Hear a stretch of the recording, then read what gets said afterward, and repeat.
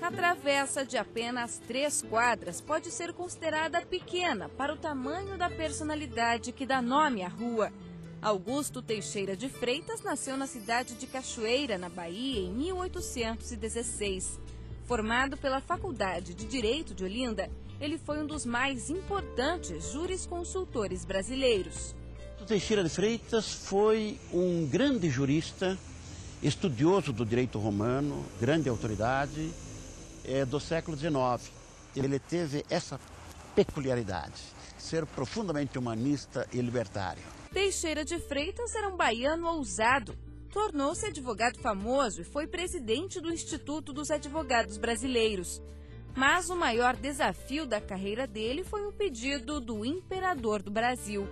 Dom Pedro II deu a Teixeira de Freitas a missão de formular o Código Civil Brasileiro. Ele foi encarregado de elaborar o esboço, que seria o Código Civil Brasileiro, quando todos os países do mundo estavam tendo seus respectivos códigos civis.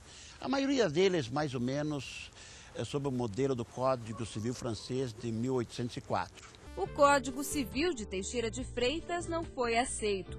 O autor foi alvo de críticas e contestações. Na medida em que ele entregava parcialmente os trabalhos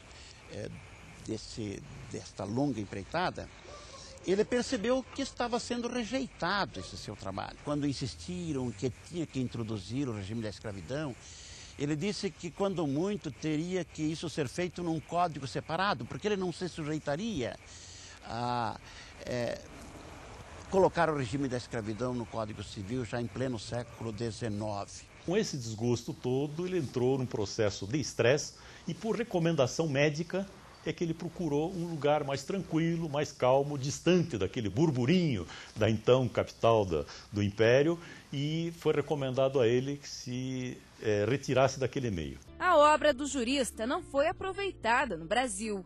O reconhecimento veio de outros países. Augusto Teixeira de Freitas e o Direito Latino-Americano.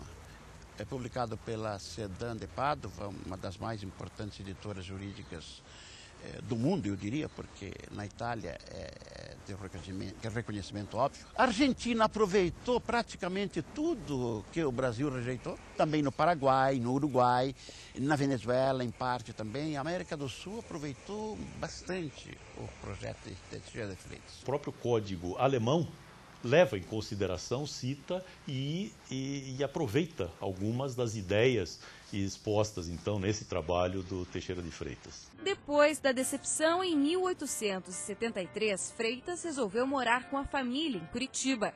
Comprou terras no bairro Mercês, na região onde hoje fica a Travessa Teixeira de Freitas.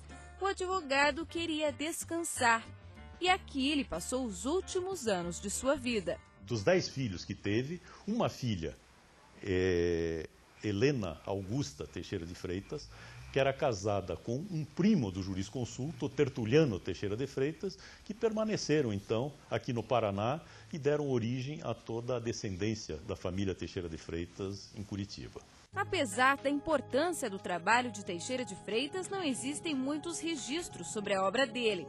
E a culpa é da tia do advogado. Muitos dos escritos que ele deixou acabaram sendo consumidos na antiga residência que ele tinha aqui em Curitiba por uma tia, neta então do jurisconsulto, que resolveu desocupar aquele espaço para guardar uma série de compotas que ela fazia naquela época.